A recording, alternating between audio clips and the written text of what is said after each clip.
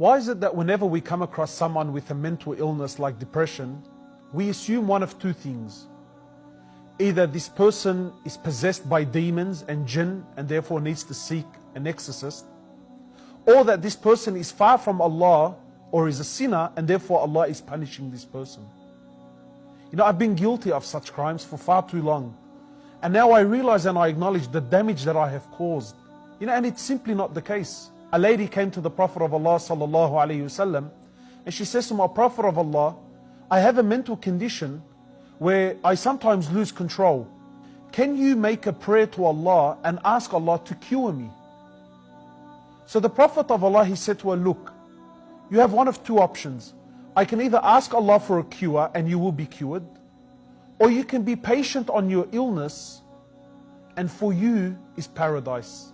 And the amazing thing is here, that the Prophet of Allah acknowledged that she had a mental illness and did not tell her that no, that you are possessed by jinn, or that you are far from Allah, that you're a sinner and that Allah is punishing you.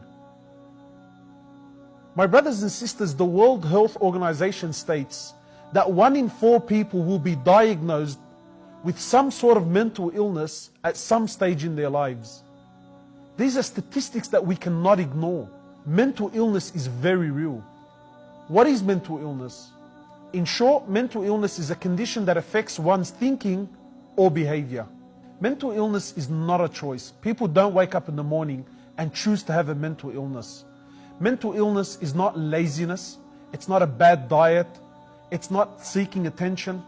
It's not a physical or a mental or a spiritual weakness. Mental illness is very real. It is as real as cancer, diabetes, and heart disease. Now, we're not denying the power of spirituality and the miracles of the Quran as a form of healing. But for the purpose of this video, what we're saying is the seriousness of mental illness is that there is no harm and no shame in seeking professional advice. In fact, Allah subhanahu wa ta'ala says in the Quran that ask the people of knowledge if you do not know. And our Prophet has said sallallahu alayhi wasallam, and this is the blessing of Islam, that seek the cure of your illnesses, for verily every illness that Allah brings down, He also brings its cure along with it.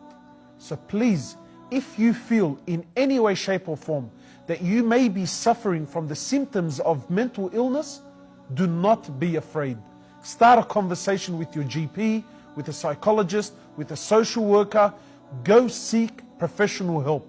And we as a community need to support our fellow brothers and sisters that are suffering. We really need to start showing people help and support, because that is what a true Muslim does.